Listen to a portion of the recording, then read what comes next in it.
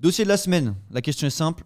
Le manga est-il devenu cool grâce aux influenceurs? Alors pourquoi c'est le dossier de la semaine? Parce qu'il y a eu beaucoup de blabla, beaucoup de gens qui étaient mécontents par un sujet qui a été abordé et un tweet qui a été fait de la même manière, au même moment, qu'on va afficher.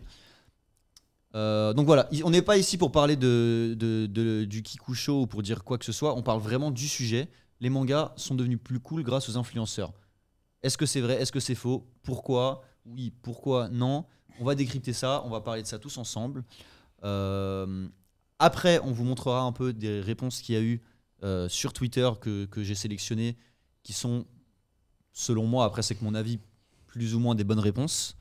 Mais pour l'instant, on va commencer par débattre autour de ça, en sachant que c'est très bien parce qu'autour de la table, on a un peu tous les panels. On a Chris, qui est un ancien. Merci. C'est-à-dire que mais tu connais non mais tu connais les influenceurs, qu'est-ce que c'est? Il connaît bien les anciennes licences, il connaît les choses qui sont pas très connues, en tout cas par les gens de ma génération. On a Lucci qui est quelqu'un de ma génération qui connaît très très très bien, qui est un expert évidemment, un spécialiste. Merci, merci. Ah ouais, On a étiquette moi, d'expert, c'est ouf. Sur ce plateau, on a des waouh. Ouais, expert selon moi après. Ensuite moi de ma génération, c'est un peu con de le dire, mais je me considère pas comme un spécialiste, un expert. Moi, je suis plutôt dans le mainstream. Je suis pas aussi chaud que vous, mais ça fait quelqu'un de différent. Et on a Paul qui est plus côté gaming, et du coup, tu vas avoir un avis qui est plus extérieur. C'est vachement intéressant. Ouais, après, je pense que j'ai pas mal baigné dans le manga, mais c'est vrai que j'ai jamais été, on va dire, le tryharder des mangas, tu vois. Et puis, t'es comme moi, t'as fait une pause pendant un moment, quoi. Ouais, exactement. De toute façon, après, tu vas Tout le pouvoir monde a fait une pause, tu vas mais pouvoir voilà. comparer un peu avec ce qui se passe dans le jeu vidéo aussi, peut-être que. Dans le jeu Ouais, vidéo, oui, il ça y a se tient. ça aussi dans le jeu Ouais. vidéo. Ça se tient, il y aurait un débat. C'était mon Alors, point de comparaison. mais Et bravo. par contre, ma réponse serait complètement différente entre le manga Bien et sûr, le jeu vidéo, bien tu sûr. vois. On va pense. commencer peut-être par faire un petit historique. Yes. Les influenceurs, ça date de quand? Parce que il faut décrypter la question, la signification de cette Instagram, question. ça s'est lancé. Alors, non, mais c'est intéressant. Le terme péjoratif ou Alors, l'ensemble? l'influenceur moderne. D'accord, Qu'est-ce l'influenceur. qu'un influenceur moderne, Zizou, déjà pour toi, c'est pas un influenceur, par exemple. Un influenceur moderne sur les Il réseaux influence sociaux. les gens, quand même. Si Zizou était Zizou, mais dans les années actuelles, il aurait un compte Instagram avec son Bien million de sûr. followers. Bien sûr, bien Et il sûr. serait automatiquement influenceur. Ouais, du coup, influenceur, moderne. tu vas parler 2010, quoi. Voilà. La Facebook Même un est peu sortie, avant, il y a en les vrai. réseaux Ça commence- sociaux, tout ça. Moi, il y a ça les réseaux commence- sociaux qui sont Ça s'est sortis, mis en mais place, quoi. le concept d'influenceur sur les Ça réseaux, arrive un peu après. ça arrivait un peu après parce que c'est là où les gens ont compris qu'on pouvait faire du Ouais. business et de la communication. Je dirais que c'est avec YouTube, notamment avec le gaming, et je pense que toi tu vas le confirmer. Je pense que c'est à ce moment-là que le billet d'influenceur et de créateur de contenu ils gagnent de l'argent avec YouTube et ça, c'est fait. Parce qu'avant, tu étais sur les réseaux, mais tu étais considéré comme un bouffon, entre grands guillemets, parce que tu faisais pas d'argent. Parce que les gens sont vraiment sur ça, hein. Tous, hein, que ce soit des mecs qui sont dans le mainstream ou autre, on va plus ou moins t'accorder une certaine crédibilité ou pas si tu gagnes de l'argent ou pas, justement. Mm. Donc je pense que c'est avec YouTube que ça a commencé, notamment avec le gaming. Ok. Ouais, Donc je c'est suis YouTube d'accord. qui a lancé ce mouvement d'influenceurs où, en gros, alors payé ou pas, on peut être un influenceur, hein, on est d'accord. Franchement, Ça si t'es un dépend, influenceur ça qui dépend. gagne pas de l'argent, enfin si on t'appelle influenceur et que tu d'influencer, gagnes pas mon de pote. l'argent, oh là là, le mauvais influenceur, Un hein. influenceur, est-ce qu'on est d'accord déjà premièrement que ça peut être une personne physique ou morale? C'est-à-dire que ça peut être toi, mais imaginons que Tomodachi, tu vois, c'est pas une personne physique, c'est une personne morale. Si un jour on a 400-500 millions d'abonnés, ou alors, pour prendre un autre exemple plus concret, le journal L'Équipe, ils ont probablement plus d'1 million d'abonnés, c'est un média qui est un influenceur. Oui, mais après, il est péjoratif ce terme, dans le sens où, à la base, c'est des créateurs de contenu, mais les marques vont les voir comme des influenceurs. Parce qu'ils vont se dire, waouh, il a telle et telle fanbase avec un tel et tel chiffre. Ça, c'est la Donc, conséquence. Mais créateur de contenu, c'est le bon mot. C'est des gens Ouais, qui c'est créent le un bon mot, contenu ouais. avec une ligne directrice et du coup qui influencent la pensée des gens, quoi. dans les grandes lignes, c'est ce que les Parce gens que t'as vont des gens voir. qui te Ouais. suivent. Oui, exactement. Voilà, tout simplement, comme un peu de la politique, quoi. Ouais. Donc voilà, on est d'accord sur le Mais terme Mélenchon influenceur. est un influenceur, du coup, parce qu'il a Ouais, un compte et Ah, tout du ça. coup, tu peux le mettre à Vraiment, tout. Tu vois, mais tu peux le vraiment, donner à mais tout le qu'il monde, faut. ça c'est sûr. Peut-être que même le concept d'influenceur a commencé avec la politique. Hein. C'est un autre débat. Est-ce que Diablo mais... X9 est un influenceur? Si ça vous parle, Diablo X9. Oui, clairement. Oui. Ok. Alors lui, justement, moi, je me basais sur lui. Hein. Ok. Parce qu'il a ramené toute une hype autour, par exemple, on va rester un petit peu sur le jeu vidéo, mais tout ce qui est autour Bah déjà, à 7X, t'en avais plein qui mettaient ça en nom de clan sur Call of Duty. Ce délire de trickshot, de frag movie. Et il a même ramené cette fanbase sur Battlefield à un moment donné. Donc ouais, moi je pense que lui... Oui, ça fait influenceur. Dans le chat, on nous dit qu'ils sont d'accord avec toi. Hein, YouTube, ça a vraiment démarré la trend. Notamment Lucas TV. Ouais. Le frérot, bonjour. Machinima. Enfin voilà, il y a des noms qui sortent. Et à l'époque, ça c'est vrai. Hein, à l'époque, si t'avais 3000 abonnés... C'était quelque chose, quoi. Quand YouTube a commencé à percer 2013, 2014, etc., t'étais vraiment quelqu'un. Maintenant, si t'as pas 500, si t'as pas 1 million, tu vois, là, le chef Otaku, on le félicite, il a atteint le million. Yes. C'est waouh, tu vois, t'as 1 million en plus dans une niche qui est le manga, c'est impressionnant. Mais du coup, quelle a été un peu, maintenant on va parler, la place des influenceurs dans le monde du manga? Parce que, à en croire ce sujet, je ne vais pas parler de tweet parce qu'on ne va pas viser leur groupe. À en croire ce sujet, le manga est-il devenu cool grâce aux influenceurs? Tu as l'impression que le manga il a commencé à vraiment exister et à se démocratiser avec les influenceurs. En tout cas, on parle de la France. Et qu'avant ça, en fait, il n'y avait rien, quoi. Il fallait vraiment être un gars qui suit les trucs de l'étranger. Tu sais, t'as un peu cette impression. Et vous êtes d'accord avec ça ou pas, Chris? Honnêtement, ça fait longtemps que je suis dans le manga et moi j'ai vu l'évolution et c'est vrai que pour moi ça a popé un peu comme ça de nulle part. Avant nous, ma génération, quand on regardait des mangas, on était un peu mis de côté parce que bah voilà, on avait des bouquins en noir et blanc, on regardait des animés qui venaient du Japon. Il y a des gens pour qui ça parlait, il y en a pour qui ça parlait pas. Et effectivement, il y a eu l'émergence des réseaux sociaux.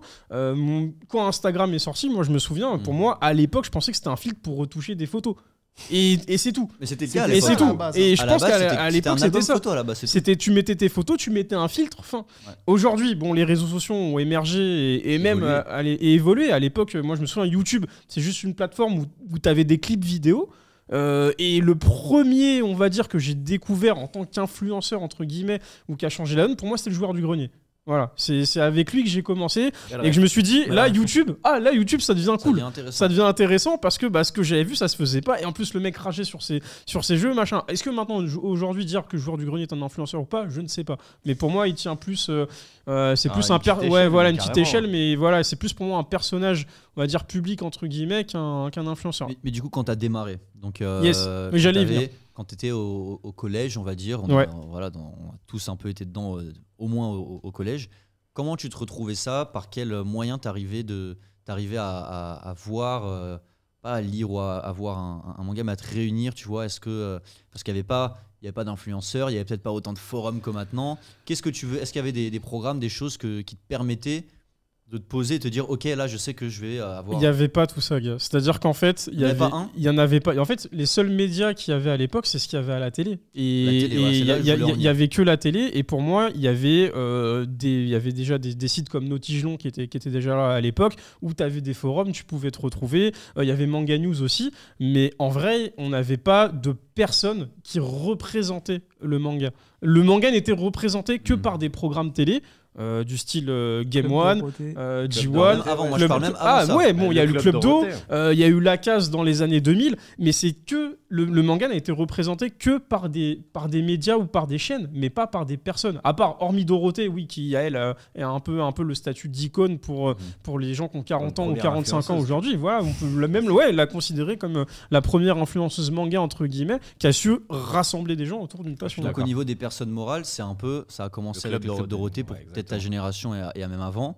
Et nous, c'était plus peut-être Game One, MCM, NT1, ils diffusaient aussi des choses comme ça, des mangas. La chaîne manga. La chaîne manga aussi. Et d'ailleurs, juste pour même AB1 qui mettait du Dragon AB1 Ball AB1 à fond. Et d'ailleurs, c'est petit à petit, on va regarder un peu des tweets. On a un des tweets qui va s'afficher à la télé où on voit que c'est le club Dorothée, voilà. Voici, c'est que des réponses aux tweets qu'on vous a montré tout à l'heure. Ouais, je les ai tous vus. On va y revenir. Voici les influenceurs qui ont introduit le manga, animé et BD en France. À la fin des années 80, la France était le premier acheteur mondial de manga. Donc voilà. Si avant acheteur mondial en dehors du Japon, je précise. Ouais. Si à la fin des années 80, on était déjà là, c'était quand même il y a 40 ans. Les influenceurs, on les a pas attendus. Alors pause. Tu me prends les 5, pose-moi une question sur les mangas, mais les plus basiques, ils t'y répondraient pas. eux, c'était des mecs qu'on mettait en tant que host. Hein. C'est ça. Et même, je vais le prendre en compte parce qu'après, on va y revenir. Et même pour te dire que c'est le début, parce que même Patrick Smith-Jones, ou Jones, je sais plus comment ça s'appelle, lui, à la base, il était plus sur de la NBA, ce genre de choses. Et même, il faut savoir que dans le Club d'eau, à un moment donné, ils ont parlé un peu de NBA, ce genre de choses. Mais eux, ok, c'était les animateurs, etc. Mais je suis pas sûr que Corbier, qui est tout à droite, il était chaud en manga. Non, mais Corbier, aucun les gars, des c'était il y a cinq, 30-40 ans. Ouais. Il faut bien que ça démarre quelque part. Ça Bien va sûr. On n'a pas demandé à avoir des spécialistes. Et Voilà. au final, Non, t'avais des mecs. Enfin, franchement, pour revenir sur ce truc-là, à l'époque, c'était vraiment pour les enfants. Hein. On met des dessins animés pour les enfants. Ouais. Et d'ailleurs, Chris, on en parlait tout à l'heure, il y a eu des histoires à cette époque-là, des gens qui étaient un peu contre le Club Dorothée parce que ils disaient regardez le manga, c'est violent. Oui, etc. c'était violent. T'as eu Ségolène Royal qui s'y opposait, Eric Zemmour aussi. C'était un peu après, moi, je parle mais c'était pas bien vu. Donc tu vois, c'est peut-être le premier type d'influenceur. C'est pas une personne, hein, c'est la chaîne et leur émission qui a existé, et c'était évidemment avant tous les influenceurs qu'on connaît maintenant. Et le deuxième, c'est plus notre génération à nous trois, c'est les diffuseurs télé un peu plus modernes qui vont s'afficher. Regardez, Game One, D17, bon, on a aussi encore le Club Dorothée, et MCM, on va mettre là Club Dorothée de côté. Ça, c'est des trucs de OG, hein, mais on va y revenir après. Ouais, c'est vraiment du truc de OG. Moi, honnêtement, j'ai pas commencé grâce à ça, parce que j'ai commencé avec autre chose, mais le truc qui m'a vraiment mis dans les animés plus que dans le manga, c'est Game One, tu vois. Moi, c'était NT1. NT1 ouais, c'était fou, frère. Pokémon, point. Tous les matins, je te réveille, Pokémon. Ça, c'est juste. Moi, j'avais les cassettes, tu vois, parce que mon daron, en fait, il nous avait acheté voilà les cassettes, mais de tout et n'importe quoi. Captain Flamme, Dragon Ball, tout ça. Mais à la télé, moi, c'était avec NT1 que je commençais à redécouvrir. En fait, il y a beaucoup. En fait, ça dépend Ouais, qui s'est retrouvé où à ce moment-là. C'est-à-dire que moi, qui ai eu on va dire la période Club d'eau, il y a eu un après Club d'eau. Donc, comme tu l'as dit, il y a eu Tefou qui est arrivé. Et en fait, Tefou, ça a ramené beaucoup de dessins animés, on va dire, pour une génération de 10-12 ans. Et justement, t'avais Tefou, pour ceux qui n'avaient pas le câble, donc les 6 chaînes. Et après, pour ceux qui avaient le câble et nous, t'avais Jetix, t'avais Fox Kids. Enfin, Fox Kids qui s'est transformé en Jetix. Et là, t'avais beaucoup d'animés américano-japonais qui sont arrivés, qu'on n'a pas forcément eu sur TF1. Tu vois, genre par exemple Digimon, ça arrivait dans les années 2000. Ouais. Et pourtant, c'était pas dans le Club d'eau. Et c'est pour ça qu'il y a beaucoup d'animés et de diffuseurs qu'on va retrouver en fonction de ce que tu regardais. Donc ouais, c'est ça. Ça dépend vraiment de qui était où à ce moment-là. Donc voilà. Il y avait même Hamtaro dans. Ouais, il y en a eu plein d'autres. Il y avait Crayon Shin-chan aussi. Très bon manga Crayon Shin-chan. On est d'accord que parce que c'est le thème d'aujourd'hui, dans l'émergence des mangas en France, que le Club Dorothée ne soit pas fait d'experts ou pas, et peu importe l'identité des chaînes qu'on vient de montrer, ils ont joué un rôle majeur, et que s'il n'y avait pas tous les médias qu'on a vus là, toutes les chaînes télé, peut-être qu'on serait pas là où on en est aujourd'hui, tu vois. Oui, mais tu sais, franchement, pour ce genre de truc, je le vois vraiment comme une sorte de flow, tu vois. Ça veut dire qu'il y a eu son lot d'impact, mais à un moment donné, ça s'est estompé, ça s'est calmé. Évidemment. Parce que, je parle notamment pour toi, Chris, je pense qu'à un moment donné, les mangas, c'était assez cool à partir d'un certain âge. Et que si tu étais dedans et que tu dépassais, on va dire, l'âge limite, t'étais un mec bizarre, tu vois. Bah, moi, j'étais le mec cool mais bizarre. C'est-à-dire qu'en fait, depuis l'âge de 5 ans, je suis dedans. Le mec cool qui a une passion bizarre. Ouais, mais genre... ouais, c'est ça. La passion qui est bizarre. Exact. Genre, je prends par exemple l'exemple de mon grand frère. Moi, il était à fond dans Dragon Ball, verset 17, 18, etc. Et les mecs, ils le prenaient pour un mec bizarre. Genre, ouais, c'est bon, c'est fini, passe à autre chose, tu vois. Mais la dimension de cool, parce que là, t'avais sorti le tweet du Kikusho, mais c'était parti d'un tweet de Marie Cepalo où elle avait juste dit... Qui est supprimé. Ouais, qui est supprimé malheureusement, alors qu'il n'a rien, elle a juste dit les influenceurs sont aussi ceux qui ont rendu les mangas cool, et elle a bien dit aussi. Donc ça veut dire qu'elle n'a pas rendu exclusif le côté cool des mangas aux influenceurs, elle part du principe que c'est aussi eux qui ont apporté une pierre à l'édifice dans un truc qui était déjà bien bâti. Mais moi je suis pas d'accord avec ce que tu dis. Mais après moi je suis vraiment Comment ça a été dit? Dis-moi, je suis pas d'accord avec toi. Je suis pas d'accord avec ce que tu dis. Après moi je prends les choses vraiment au mot, tu vois. La phrase que tu as dit, ou en tout cas qu'elle a dit, c'est qu'elle est d'accord que les influenceurs ont aussi rendu le manga cool. Mais déjà, trouver qu'un manga c'est cool, c'est subjectif. J'aime ou j'aime pas. Oui, trouver que le manga est cool et trouver que quelqu'un, un liseur ou un passionné est cool, pour moi c'est complètement différent, tu vois. Mais le truc, c'est qu'elle parle vraiment de la vision Et je pense que après eux, ils sont dans le milieu professionnel. Ça veut dire qu'ils doivent rencontrer des gens qui ont eu cette vision qui a changé parce qu'il y a quelque chose qui a explosé. Pour avoir parlé avec certains éditeurs, il y en a qui savent même pas ce qui s'est passé pendant ces 2 ans. Ils se demandent pourquoi ça a explosé, tu vois. Genre, tu vas parler avec ces gens-là, ils vont te dire, bah, tu sais, il y a 2 ans, c'était pas comme ça, les TikTok, on va faire des lives et tout ça. Il y a quelque chose, tu vois, qui s'est passé. Parce qu'il y a 2 ans, je pense pas que t'aurais vu les Pika et les Glénat faire des lives sur Twitch. Hein, je vous coupe juste, il y a Vivi Sama qu'on salue, très grand artiste aussi, qui dit que justement Marie Cepalo, elle a été maladroite dans la forme, mais dans le fond, elle n'avait pas tort. Mais je suis d'accord. De toute façon, on n'est pas là pour faire le procès de Marie. Non, bien sûr. On l'embrasse. On a un sujet, on l'embrasse si elle nous regarde. Mais on a un sujet, on a des grandes lignes qui sont le manga est-il devenu cool grâce aux influenceurs. Moi, je pense qu'ils ont collaboré. Non, ils ont contribué. Polo, il me regarde. J'attends qu'il intervienne. Ils ont contribué, mais c'est une goutte. Mais c'est une goutte dans l'océan. C'est-à-dire que les chaînes ont contribué, les influenceurs de toute échelle ont contribué. Ceux qui ont le plus contribué, selon moi, c'est ceux tout simplement qui lisent, qui sortent, qui se cosplay et qui montrent que c'est cool aux autres, tu vois, c'est le réseau. Et il y a aussi tous les événements. Il y en a encore aujourd'hui qui pensent que les mecs qui vont se cosplay et faire des conneries à la Japan Expo ou à la Paris Manga, mais ça va changer. Ouais, c'est de la merde. Oh, c'est trop bien. Ouais, c'est de la merde. Il y a plein de choses qui ont contribué. Regarde les événements, Japan Expo, Paris Manga, etc. Ça a contribué. Le confinement, hein, le fait qu'il y ait énormément de contenu. Je pense que c'est l'époque dans l'histoire de l'humanité où il y a eu le plus de contenu qui a été créé, dans quel que soit le domaine que tu peux trouver. Donc forcément, moi, j'ai des gens, des darons, hein, qui me disent j'ai appris que Twitch existait pendant le confinement et j'ai regardé des trucs XY qui me disent des formats d'émissions genre Popcorn et tout ça. Je me dirais mais jamais ils regardent ça et puis ils sont retrouvés sur Twitch par hasard. C'est pour ça que pour moi ça a apporté un truc. Donc tu vois même la quarantaine et tout ça a apporté quelque chose. Voilà. Sur ça oui je pense. Et là pas de politique donc on développe pas sur ça mais même le bail de passe culturel où les gamins ils ont dit pourquoi ils vont acheter des mangas, ça contribue. Le fait que Netflix ils viennent et qu'ils achètent plein de licences et qu'ils les démocratisent dans le monde entier et que le gamin ou l'ado ou même l'adulte avec l'abonnement de papa-maman ou son abonnement pour regarder The Witcher, et il peut regarder des mangas et dire c'est quoi ça, c'est cool. Il commence avec un Hunter où dès le premier épisode t'es en mode wow. Tu te dis forcément il y a tellement de choses que pour moi cette phrase le manga est-il devenu cool grâce aux influenceurs, elle est beaucoup trop égoïste. En fait, c'est pas qu'elle est égoïste, je vais me baser sur un truc, c'est que on a pu voir par exemple sur certains points où tu voyais le point de vue de certaines générations. Donc les OG de l'époque qui ont commencé à sortir des émissions où tu as des gamins qui kiffent les mangas, ne savaient même pas que ça existait parce qu'ils n'étaient pas nés. Et tu as des mecs un peu plus dans notre génération qui vont sortir des émissions dont par exemple les plus grands c'était trop vieux donc ils n'allaient pas regarder ou alors ils n'avaient pas le temps. Et maintenant, tu as la génération d'aujourd'hui. Leurs médias à eux, malheureusement, hein, parce que je vais pas vous mentir, il y a plein de OG qui sont contre ça. Leurs médias, ils regardent plus la télé. Leurs médias, ça va être TikTok, Instagram, YouTube et encore. Twitch. Et pour eux, c'est ça les influenceurs manga qui ont mis en avant. Ils se retrouvent dans les formats qu'on leur propose aujourd'hui. Exact. Est-ce que nous, si moi à l'époque j'avais eu TikTok, Insta et tout, est-ce que j'aurais regardé forcément la télé ou ce genre de truc, tu vois? Mais je pense que c'est vraiment chacun sa génération. Donc en vrai, je pense que tout le monde, tu prends juste un grand verre d'eau, c'est juste plein de petites gouttes qui sont rassemblées. Et ouais, merci à eux, mais merci aux autres, parce que je pense que tout le monde fait son taf, tu vois. Toi, t'en penses quoi, Paul? Alors moi, je vais te faire une corrélation avec le jeu vidéo, ouais, évidemment.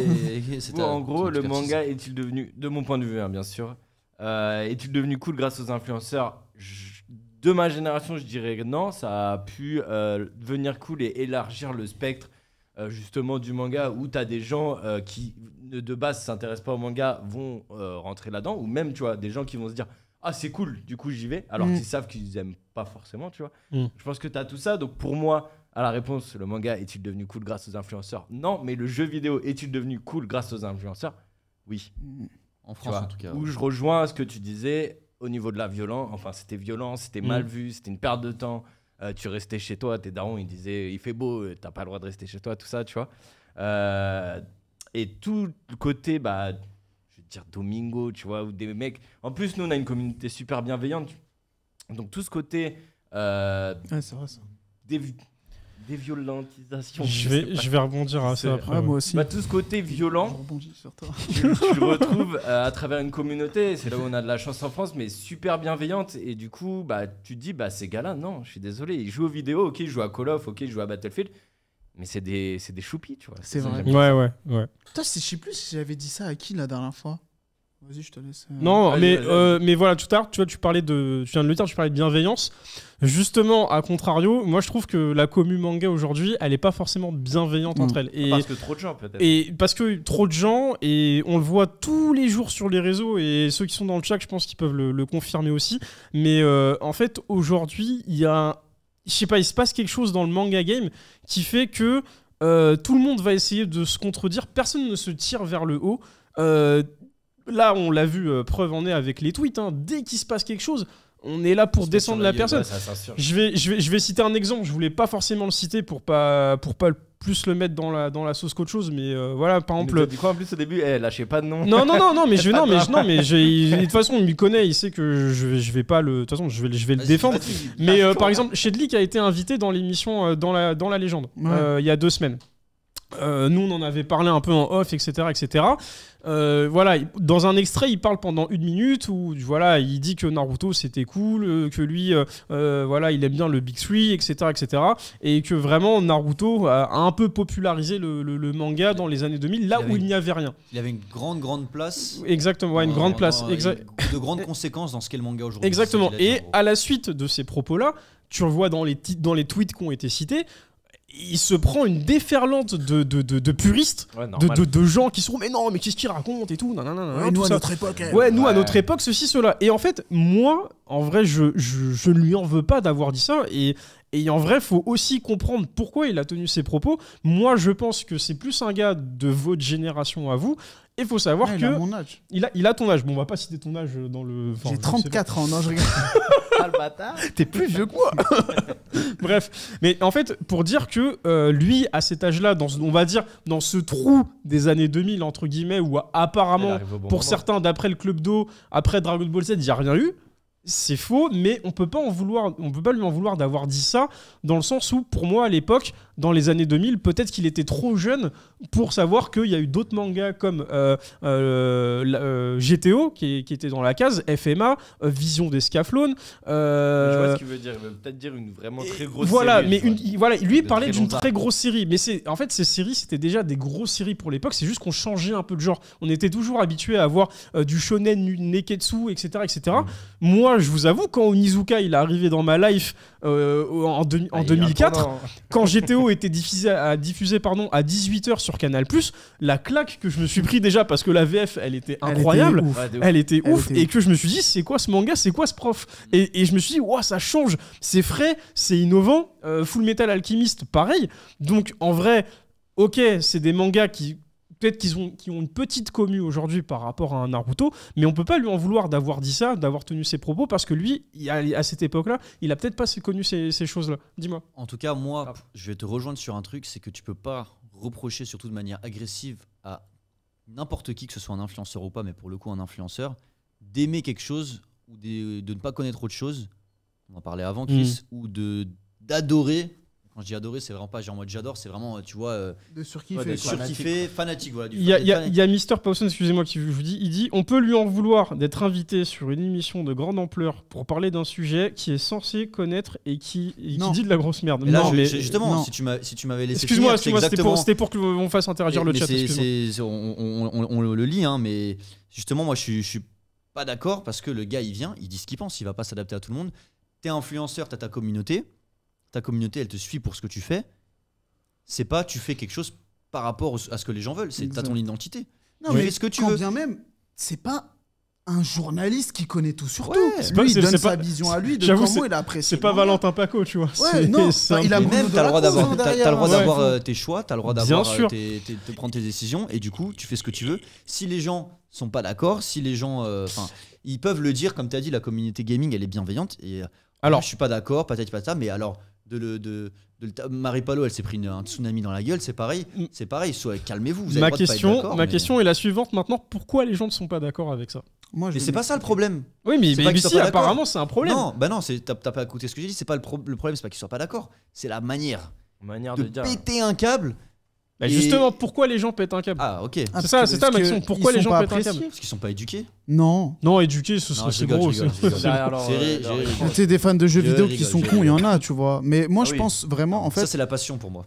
Quand t'es passionné, tu prends tout plus à cœur, tu vois. Évidemment. Si demain je dis Slam Dunk c'est vraiment de la grosse merde, je sais que Chris il va me regarder et qu'après il va me parler, tu vois. C'est ton avis.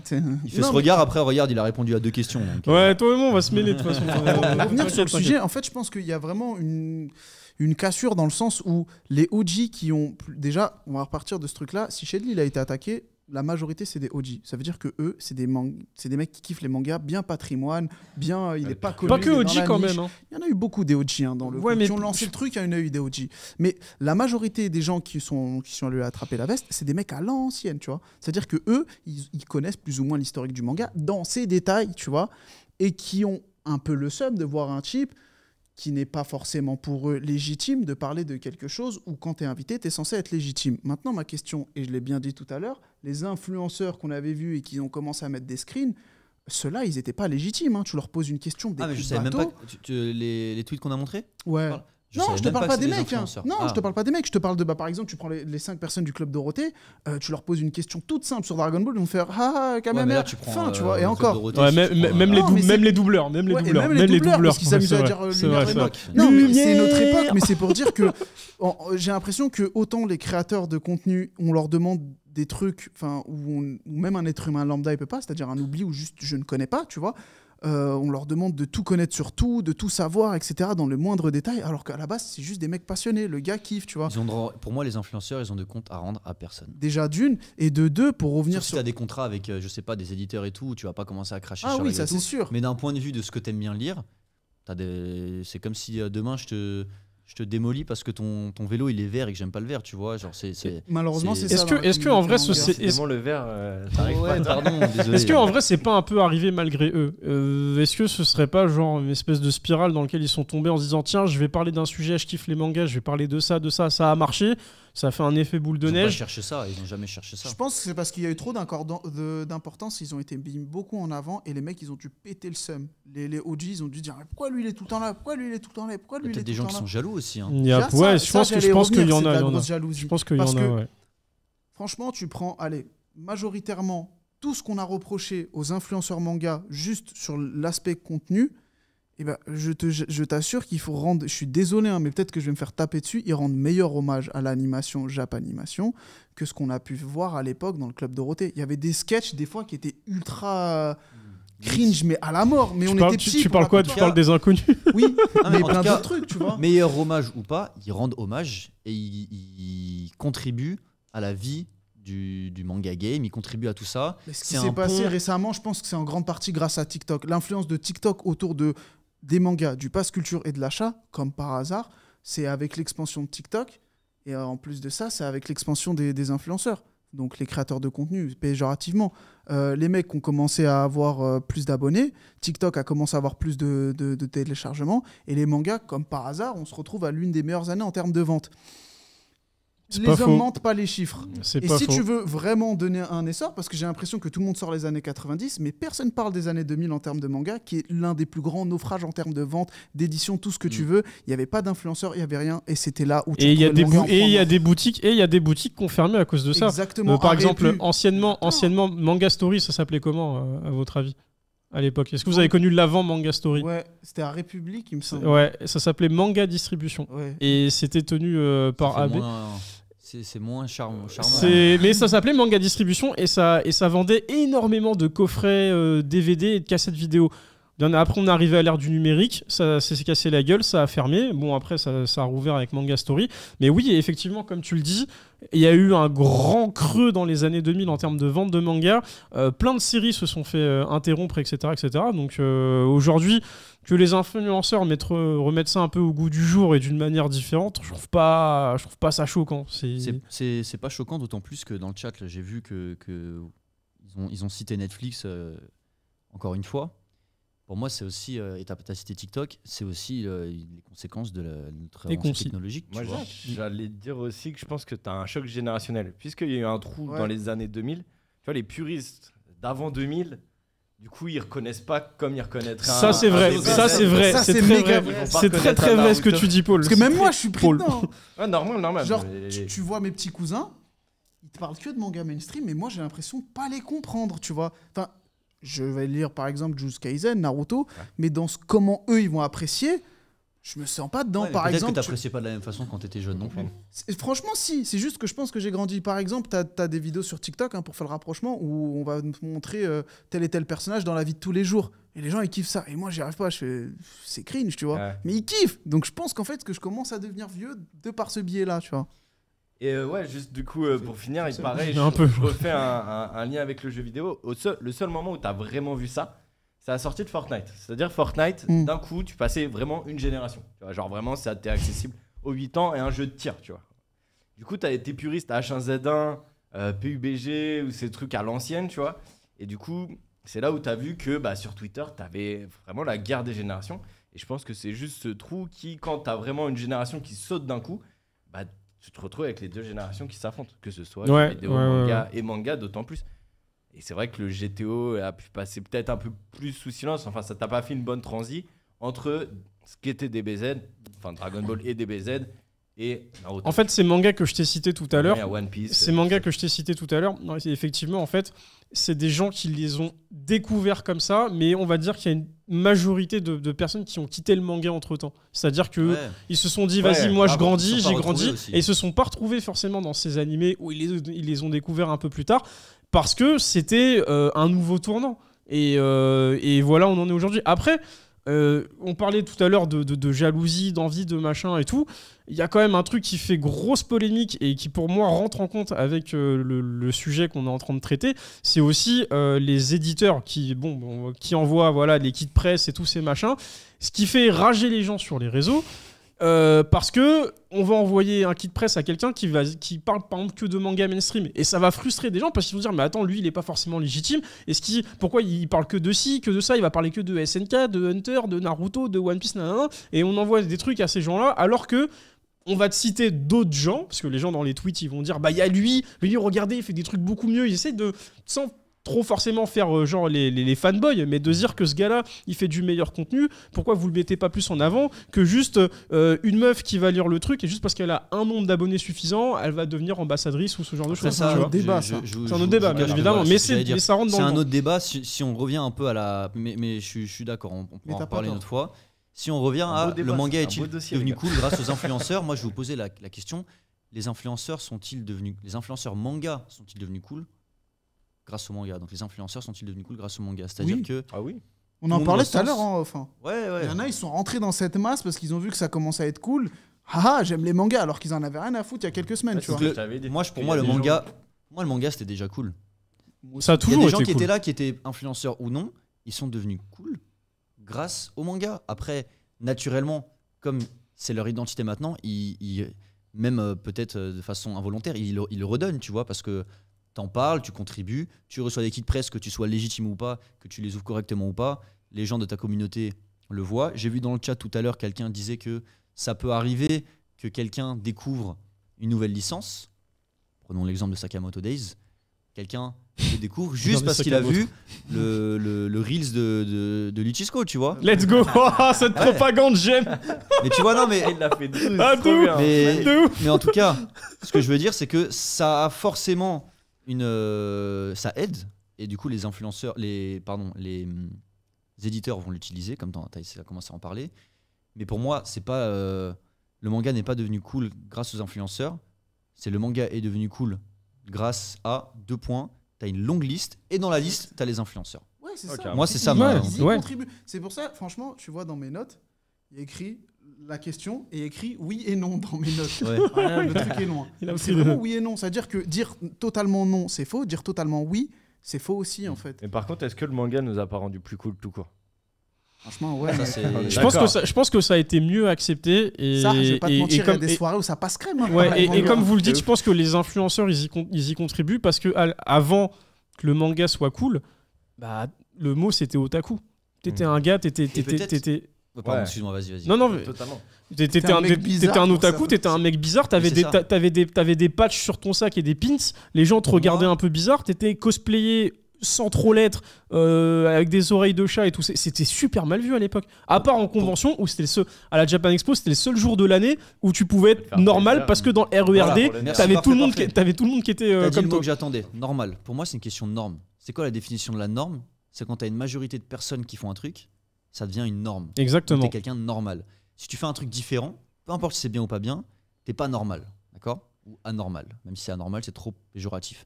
À l'époque, quelqu'un qui était dans le manga, c'était un otaku parce que c'était pas la norme. C'était anormal. Maintenant, et c'est là où je vais dire que les influenceurs, ils ont peut-être vraiment contribué, c'est qu'il y a tellement de gens qui sont dans le manga grâce aux influenceurs, grâce à Netflix, grâce aux plateformes qui ont tout démocratisé, que il y a plus de monde, donc c'est devenu une norme. Et quand tu regardes ou que tu lis un animé ou un manga, t'es pas quelqu'un d'anormal. T'es quelqu'un qui fait partie d'une grosse communauté. Je prends un exemple qui n'a rien à voir, c'est les gens qui, dans leur style vestimentaire, ils sont plus du côté, gothique, donc rouge à lèvres noir, piercing, vernis à ongles noirs. On n'est pas là pour juger si on aime ou on n'aime pas, ils font ce qu'ils veulent. Comme ils sont pas beaucoup, ils sont anormaux. Mais si on était tous... Mais c'est ça, c'est ce que si on était tous comme eux et qu'il y en a 4 dans un tas de 1000... Minorité pointée du doigt. Et là, ça sort de la minorité parce que manga, jeux vidéo, ça pour moi, mais même dans le manga, t'as des minorités, hein, parce que je reviens sur un truc, le manga en lui-même, le papier, c'est une minorité, parce que c'est vraiment l'anime en fait qui ramène cette hype, tu vois. C'est ça, c'est vrai. Donc non seulement voilà le manga est devenu cool grâce à, et il y a une liste dont les influenceurs, mais il y a aussi les influenceurs ont rendu le fait d'être fan de manga et peut-être otaku. Parce qu'en fait, dans le chat, vas-y dis. Le seul manga que Lutisco m'a fait lire grâce à son influence, c'est quand même Aku le chasseur maudit. Et c'est un manga que j'ai défoncé. Hein. Genre, c'est le pire manga que j'ai pu lire, pour te dire. On va juste voir, on a un ou deux tweets qu'on avait préparés, d'autres réponses un peu plus générales des gens. Voilà. Donc, par contre, beaucoup veulent faire croire que les mangas animes ont toujours été une culture cool, alors que c'est réel qu'à l'époque, c'était pas cool, c'était moqué. J'ai plus de 30 ans, peut-être que je me trompe, mais j'ai l'impression que vers 2010, les années 2010, ça a changé. Il a raison. C'est ce que dit Skander aussi. Hein. Il dit, ou un no life, tu peux mettre nerd, no life, otaku, tout ça. Pour moi, c'était la même bataille de lycée, tu vois. C'est ça. Les mecs laissés sur le côté. On en a un autre.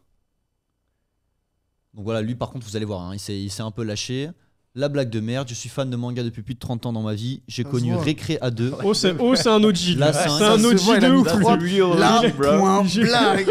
J'ai traversé toutes les tempêtes, j'ai lutté à mon échelle contre les conneries qu'on a pu dire sur les mangas. Donc eux ont rendu cool. Bon, on sait pas trop comment se finit son tweet.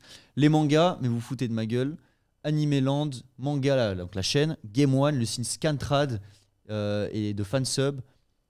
Les groupes de fans sur internet, les clubs associatifs, c'est eux qu'on doit remercier. Ce sont les fans de ma génération. C'est un OG.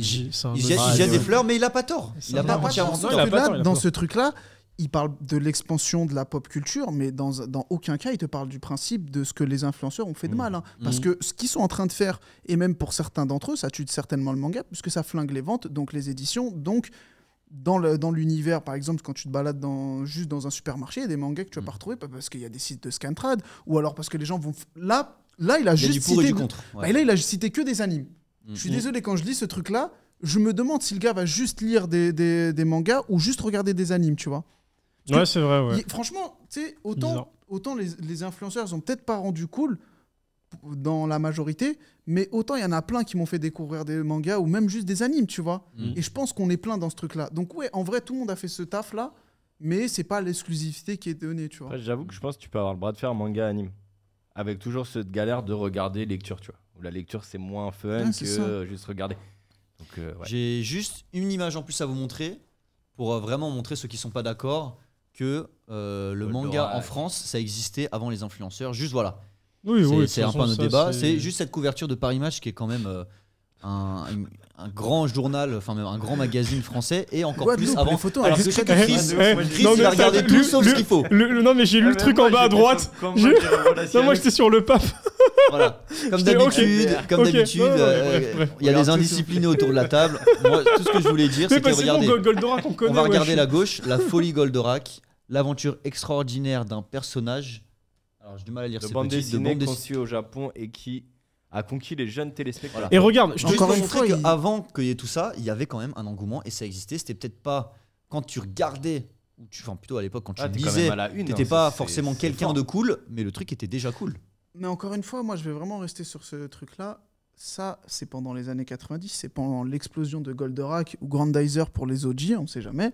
Mais ça s'est vraiment estompé à partir des années 2000. Ouais. Franchement, les années 90, j'ai rien à dire sur ça. Je suis d'accord avec Shedley qui dit qu'en 2000, Naruto, il a vraiment porté le tout. Enfin, il a pas dit ça, hein, c'est mes mots que je reformule un peu ce que j'ai compris de ce qu'il a dit. On vienne pas dire que j'ai dit que j'ai menti sur quand je répète, mais que Naruto a peut-être un peu pas porté, mais était peut-être tout seul, ou que voilà, dans les années 2000, il y avait Naruto et on savait pas trop quoi d'autre. Aujourd'hui, tu demandes à une personne son top 10 des animes manga, je peux t'assurer qu'il y a au moins sur 10 personnes lambda qui sont dans le mainstream, tu leur demandes leur top 10, Naruto, il est dedans. Ouais, c'est sûr. Est-ce qu'il a pas tort quand tu vas parler de ça? Non, c'est comme pour Dragon Ball. Dragon Ball, pour moi, c'est l'un des meilleurs mangas. C'est celui qui, pour moi, hein, parce que c'est ma vision, celui qui a porté l'anime manga en France, tu vois, en grande partie, dans ma génération, les gens, dans mon quartier, des potes. Et c'est une réalité, on va pas se mentir. Mais est-ce que dans les détails, c'est vrai? Non, tu vas aller plus loin. Il y aura des mecs qui ont juste des mangas un peu moins connus, qui ont fait que, par exemple, Slam Dunk au Japon. Mais dans les grandes lignes, il a pas tort. Après, il y a des mecs, ils abusent. Ouais, Evangelion, arrêtez les mecs. Ouais. Surtout la fin. Surtout la fin. Ils sont sortis des animes. Franchement, autant j'ai du respect et je les surkiffe. Mais tu prends la masse, il y en a, ils connaissent pas. Naruto, ils connaissent que l'opening. C'est vrai que même mon Cléon, même mon oncle que tu as rencontré, que je salue, il ne regarde pas, mais je salue quand même. Mansour. Il était venu ici pour nous aider pour des travaux. Et bon, lui, tonton iranien et tout, il dit pas Naruto, il dit Naroro. Et il l'a vu, en haut, on a un mur avec que des jumps. Que Chris a mis en place. Et il a regardé, il a fait « Ah, c'est Naroro et tout ça, tu vois. » mais j'étais là, mais oui, c'est là, je me souviens. Alors que ça fait je sais pas, 4-5 ans qu'il m'a pas... Je regardais ça sur Game One, tu vois. Il me regardait voir ça. En Iran, on est assez pipi caca sur les blagues. Il entend Kakashi, Ishiraku. Ma mère me dit Ishiragu. Bref, du coup, il se fout de ma gueule. Et il sort Naruto en regardant le truc. Ça aurait pu être une trad si Naruto était sorti dans les années 90. La vie de One que c'est vrai. Kakashi, il a mal au ventre. Ça, c'était dans Nerds, il faisait cette blague. Kakashi, il a mal au ventre. Ça me fume. Mais bon, voilà, on conclut pour... Merci pour ce débat, désolé j'ai bafouillé. Mais donc le manga est devenu cool grâce aux influenceurs, on n'est pas tous très d'accord. Mais en tout cas, on est d'accord sur un truc, c'est que c'est pas seulement grâce aux influenceurs, il y a une liste et que les influenceurs... Non mais c'est grâce à eux, on va dire que comme on se l'est dit tout à l'heure, en fait les otaku sont devenus cool.